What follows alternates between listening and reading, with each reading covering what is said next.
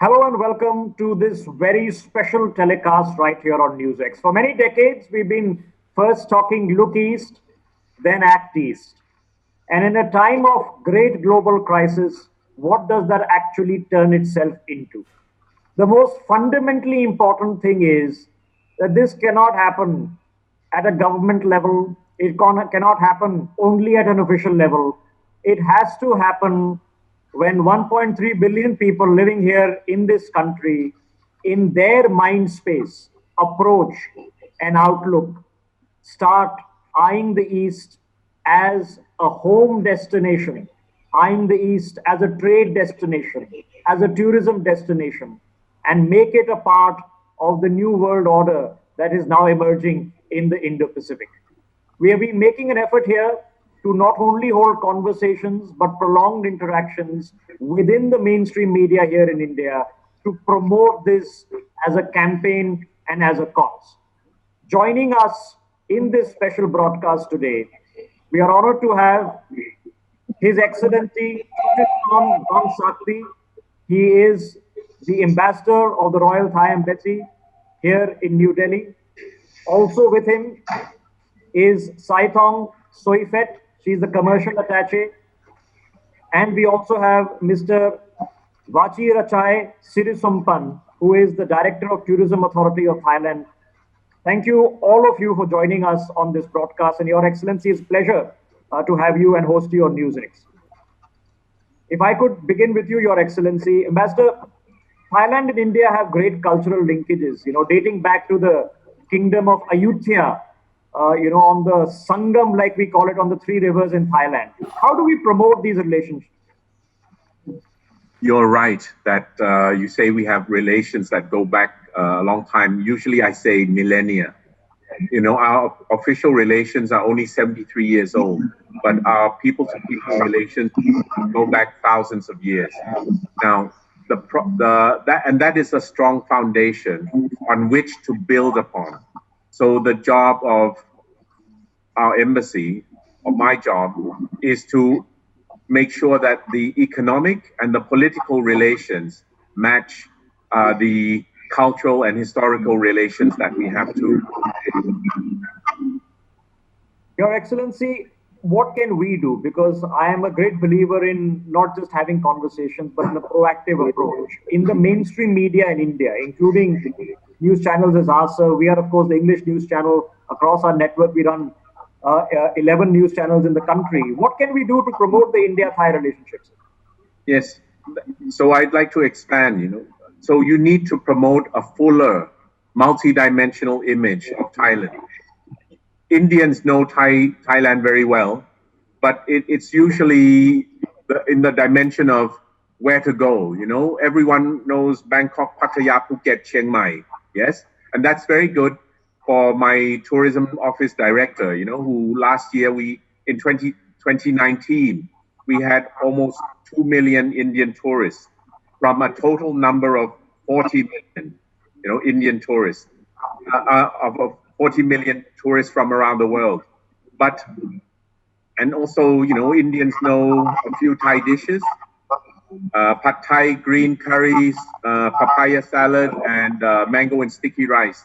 But the Thai-India relationship is not captured by just those few destinations, those few dishes, and Lord Buddha alone.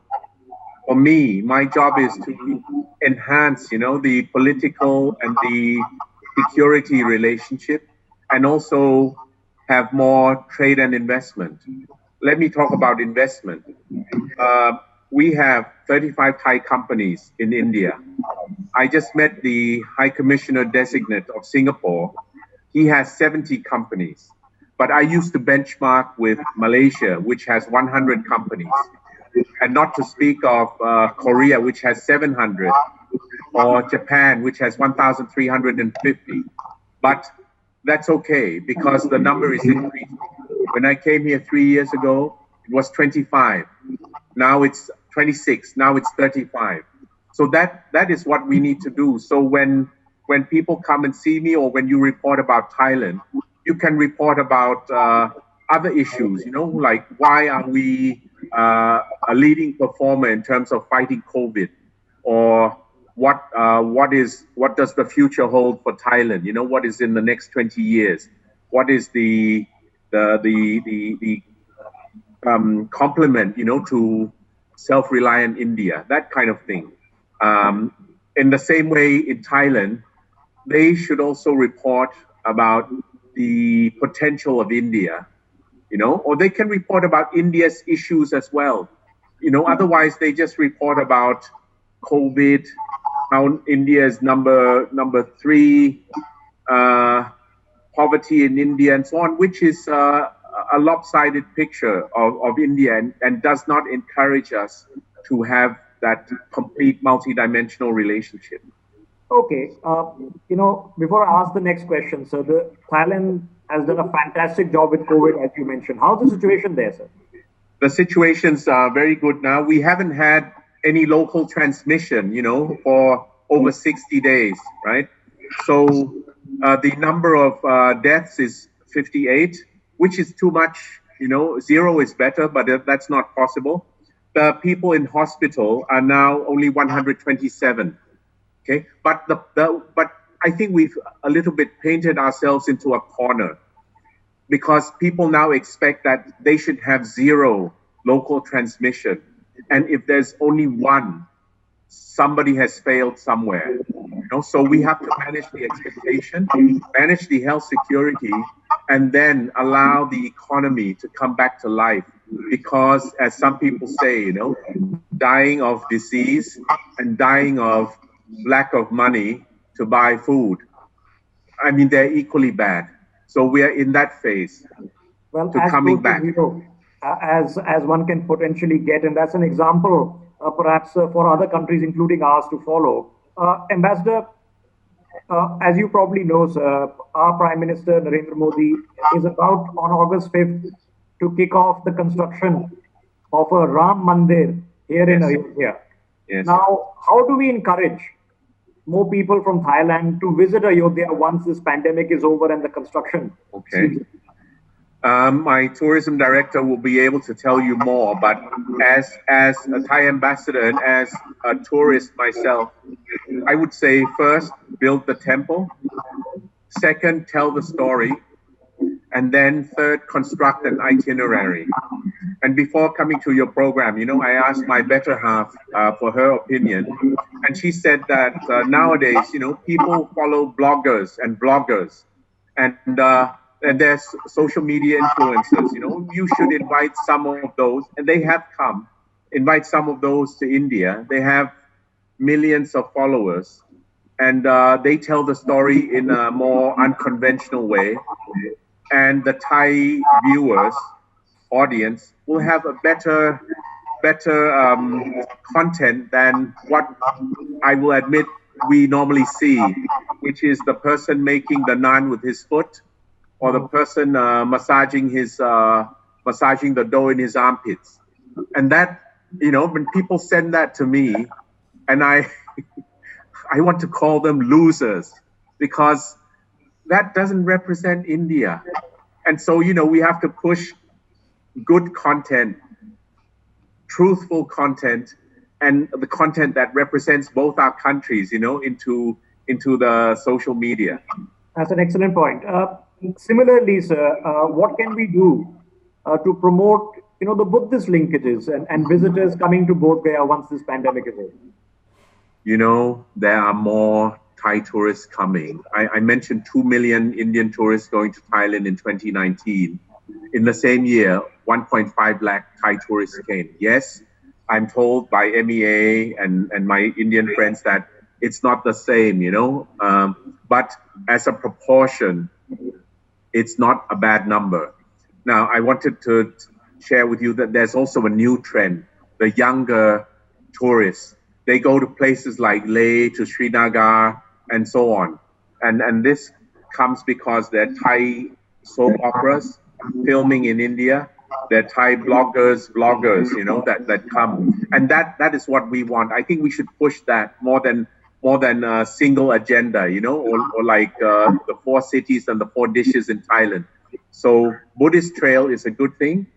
but we should also look at, showcase the other aspects of India, which is like monument tourism, the Golden Triangle, Jaipur, Jodhpur, the Taj Mahal, and so on. So that's what we can do. The thing I wanted to say is, since I'm an ambassador, I know what some of the issues are. Connectivity.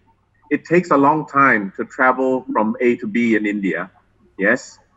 Second one is road safety. We get a lot of Thai tourists that are killed, through road accidents, and some through altitude. They're not in good health. Those are the main ones. It's not robbery. It's not murder or anything like that. And then accommodation and non-veg.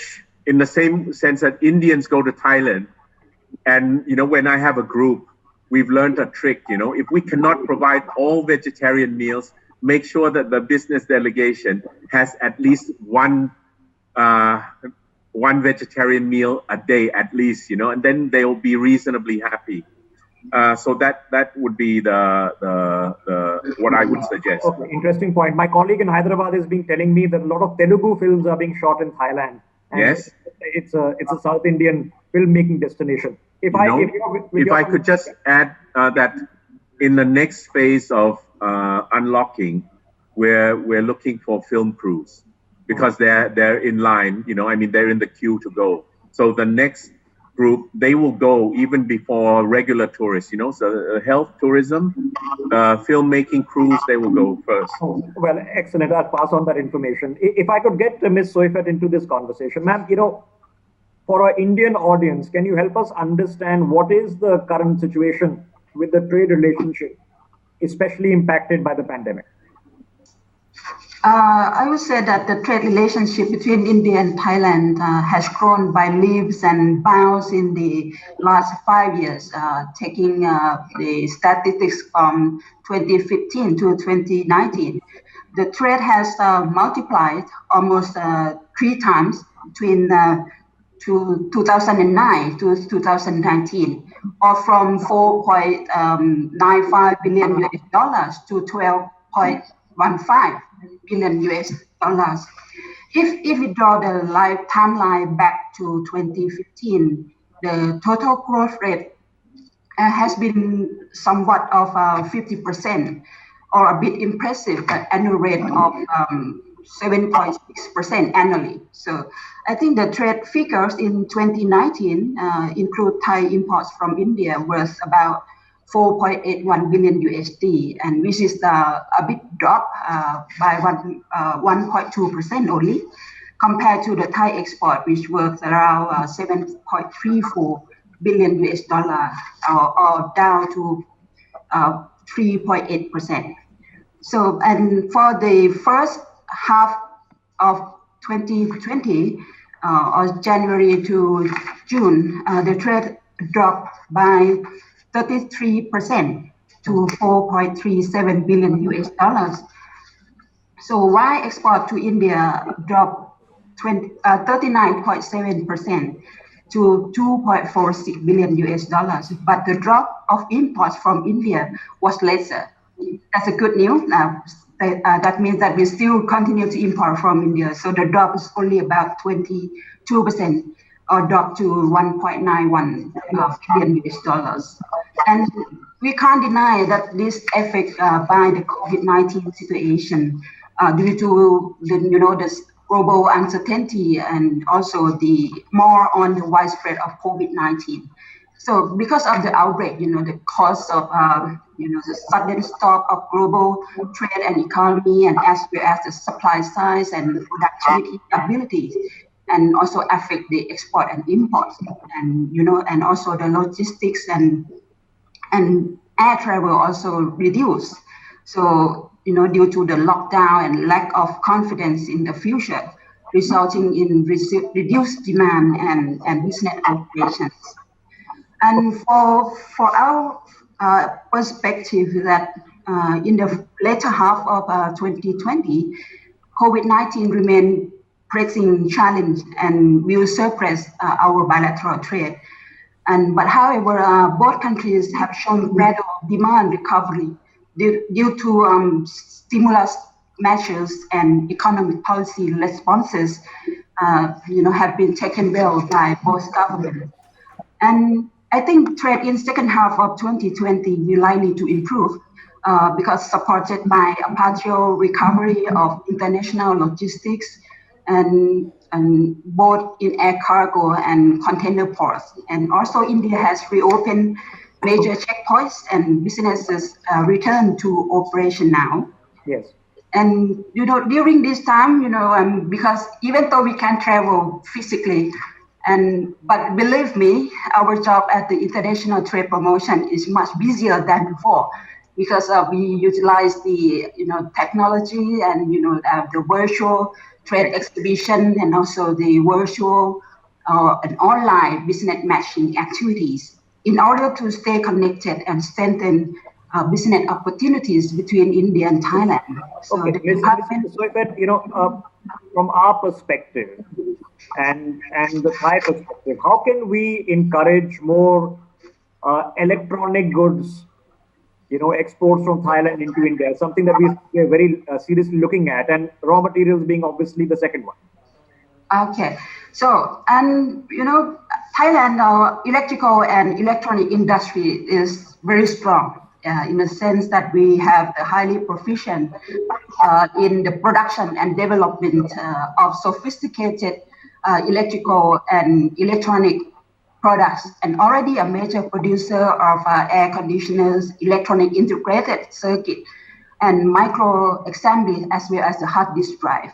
And we also welcome Indian policies to promote electronic manufacturing in the larger scale, and also the digital economy of India. So with these factors, because of we are position ourselves as a high quality electronics, and we have a strong supporting industry in many sectors, including ITs and also the automotive sector. And these are the factors that Thailand can offer to India as the alternative supply chains to India. Okay, we look forward to seeing a lot more made in Thailand, in India, very much so, ma'am. On one more question, because when it comes to rice, it's a very important issue. It's not a very mainstream talked about issue, but how can we collaborate more on rice rather than be competitive? I wouldn't say that we are competed, but because India and Thailand are already global players with a variety of rice and uniqueness based on the climates and the bless of the land, and by the perception of most consumer that rice is generally staple grain, which can be substituted based on consumer choices and also the price.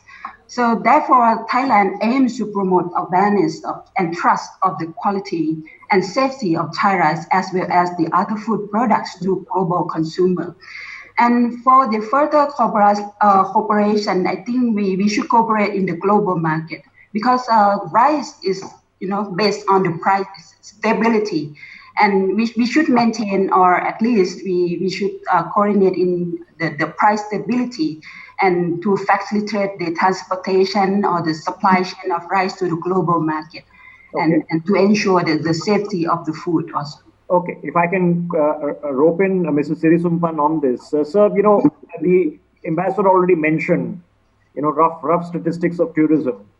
But in your opinion, more closely examining the data, before the pandemic, how was the situation looking? Okay, thank you very much. For the pandemic, India is one of the biggest and important source market for Thailand.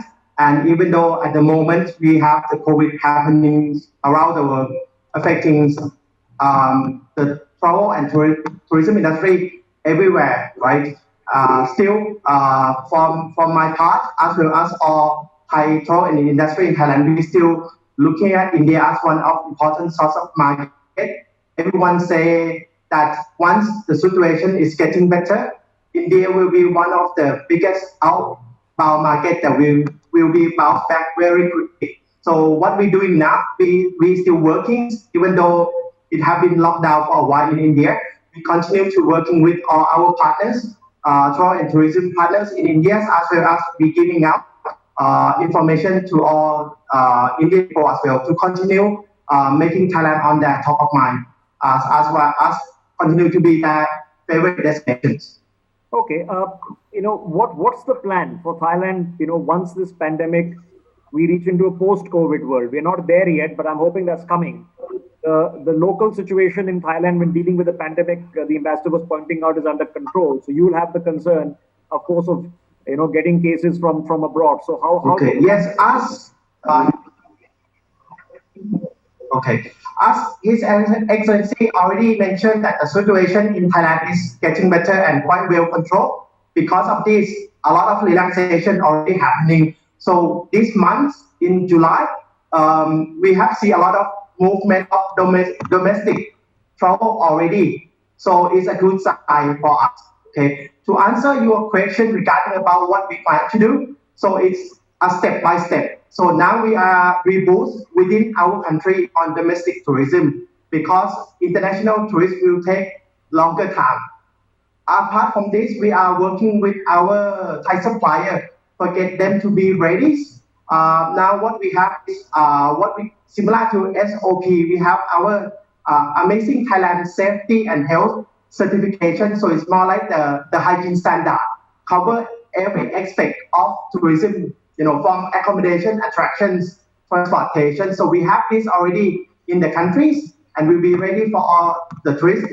Apart from this, we start to do the marketing, but it have to be combined with the each country market sentiment as well. So we continue to working on in the market. This is what we're doing. Okay. Yeah, the ambassadors mentioned the 4 places that Indians most likely go to. What's the one place you would recommend after this is over for Indian tourists to visit off the beaten path? Okay, so actually there are so many places that would like the Indian to go. Okay, what of course as the ambassador already said, surely they will go to like Bangkok, Pattaya, Phuket, right? As the first, but what we do now at the Tourism Authority of Thailand, we try to introduce a new destination in Thailand to all the Indian. And when we talking about new destinations, there are a good interest as well. So one of recommendation would be combine Phuket, our popular island, with Khao Lak or Phang Nga, which is only in the northern part. Actually, it's already quite popular for the wedding of Indian already, but there are a lot of potential and interest that we can promote this for the family group as well or the honeymooners. So this is a recommendation for me. Okay, I've been a honeymooner to Pattaya myself. Ambassador, if I could bring you back into this, Yes. let us shift tack a little bit. What do we do now with the Indian-ASEAN relationship? Yes. Seeing it from the ASEAN perspective, what's your priority area? Yes. India has the Atmanirbhar Bharat, the more self-reliant India. I think that would pair very well with a more integrated ASEAN. It's a fitting market size, for 1.3 billion on Indian side, 675 million on the ASEAN side. So both parties have to enhance their integration. Connectivity is one. We heard a Supreme Court decision on the building of the bridges in Myanmar on the trilateral highway, but I'm talking about air, sea as well. Now, in terms of trade instruments, we have an ASEAN-India trade in goods agreement, which India would like us to review, make it better for both sides and so on. So that is next on the agenda after the ASEAN side concludes RCEP, Regional Comprehensive Economic Partnership, which I'd like to mention that we've kept the door open for India as a special invitation. If India decides to join RCEP, it joins under more special conditions than others, and the door will be kept open for India. I know India has its concerns, but I would like us to not look at trade, just in terms of deficit and surplus. It's more than that. And these are just moments in time. It could change over time. And trade instruments like FTAs are a means to facilitate economic restructuring. But anyway, we respect India's decision. We have FTAs to look at, the ASEAN-India one, RCEP, and also in 2022, India will be chairman of G20. Thailand will host the APEC year, Asia Pacific Economic Cooperation. From day one that I arrived in India 3 years ago, I asked, does India want to join APEC? That's one.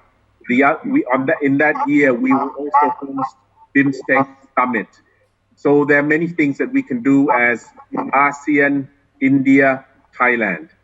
And I just wanted to mention, we're not talking about this now, but in the context of India, US, China, Russia, and so on, the Italian ambassador in Thailand, he made a quote, he used a term which was used by a former prime minister of Italy,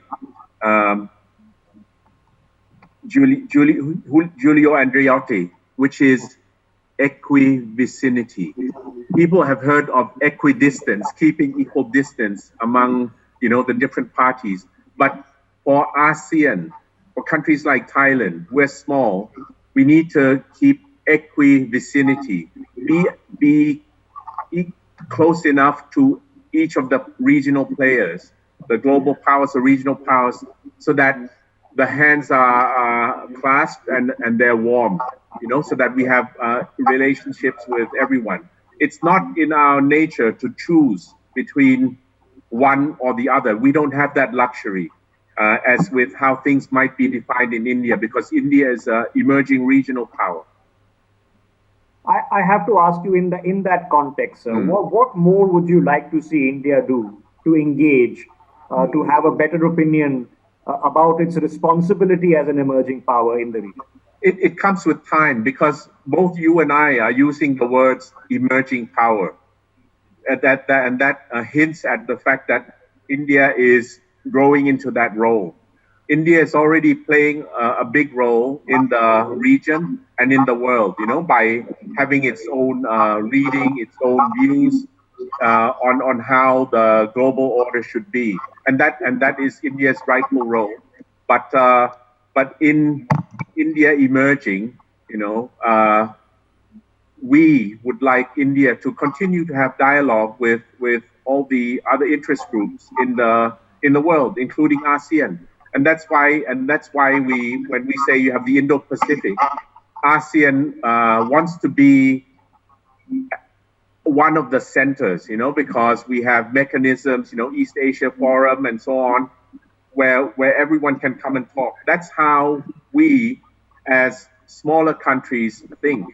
Because for us, talking is the most cost-effective in terms of budgets, in terms of human lives, and so on. So if we can keep people talking and resolve things without having to go to other levels of options, that is better for us. Well, we here would also like to see. In the end, we are. It doesn't sound very flattering, but we are economic animals. We have to survive. We have to eat. And one COVID dividend that I've heard some of the other people on your program have talked about is the quality of the equality, the access, and the sustainability. So that is something that people like ASEAN can contribute as well. Well, we here also would principally like ASEAN to be a principal player in the Indo-Pacific going ahead. And I think as a country and as a people, we need to be slightly more devoted to that particular cause. If I can quickly get Ms. Soifat back into this conversation. Let's flip this around. Now, what are the kinds of products and services from India that for which Thailand can serve as a market?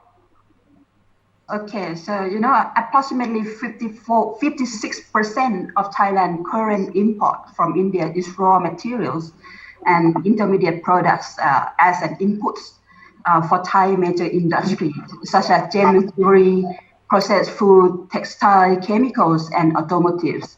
So those major items that we imported from India includes diamonds and precious stone, around 20% of total import, and also machinery of parts, chemicals, and iron and steel products, and medicinal and pharmaceutical products.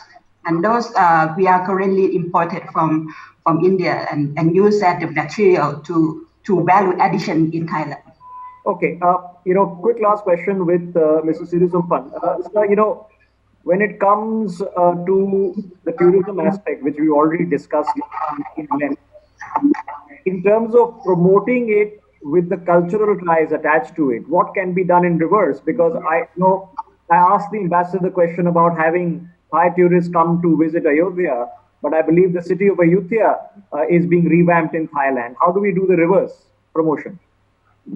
For this question, I have to reconfirm what His Excellency, the Ambassador, already said.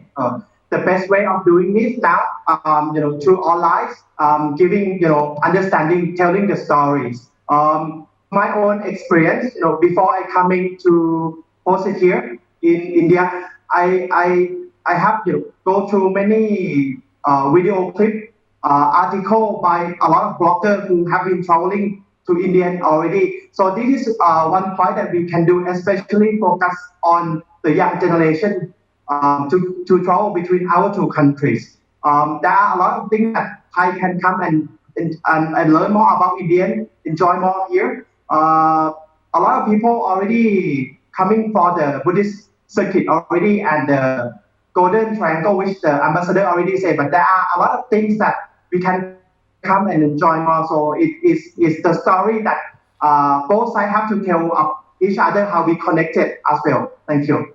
We already have ASEAN India, right? But we need to do everything better.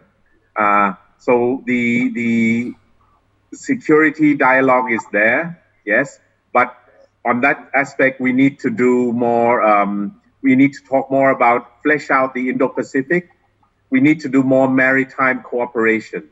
That's an issue that, that's a code word for some other issues in the region, but we can engage through maritime cooperation.